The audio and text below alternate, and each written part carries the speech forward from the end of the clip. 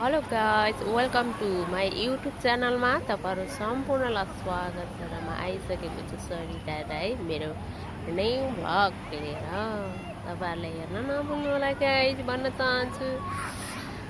अनि भन्नु त के नै भन्नु छ र होइन, जिन्दगी यस्तै छ परदेशी जिन्दगी होइन। अनि भन्नुपर्दा त होइन आएको त 13 महिना भयो होइन, ठ्याक्कै 13 महिना भयो।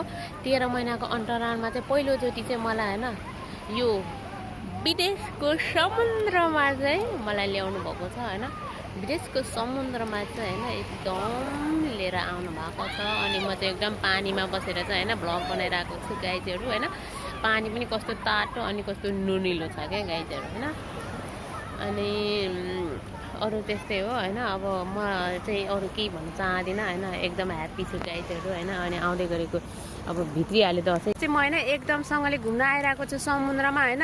अरूले जस्तै राम्रा राम्रा लाएर आउनुपर्दा म पनि चिटिक्क राम्रै ब्युटिफुल देख्थेँ होला, तर के गर्नु गाह्रो छ हौ, लाउनु दिँदैन। जस्तो इन्फर्म घरमा लाइन्छ त्यस्तै लाएर आउनुपर्छ होइन। अनि एकदम म चाहिँ इन्जोय गरेर आएको छु। अनि मैले चाहिँ नेपाली साथीहरू पनि भेटाइरहेको छु होइन गाइज।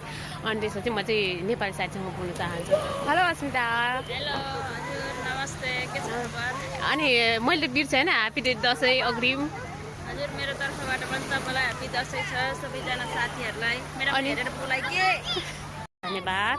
नेपाली दिदीबहिनीहरू भेट्दाखेरि धेरै खुसी लाग्छ क्या होइन। अब घरमा काम गर्दा गर्दा बाहिर निकल्दाखेरि होइन यस्तो खुसी लाग्छ कि यस्तो खुसी लाग्छ कि होइन। अनि बाहिर घुम्न जाँदा चाहिँ साउनीहरूसँग आएको, मलाई त साउनीहरू धेरै राम्रो छ मेरो त होइन।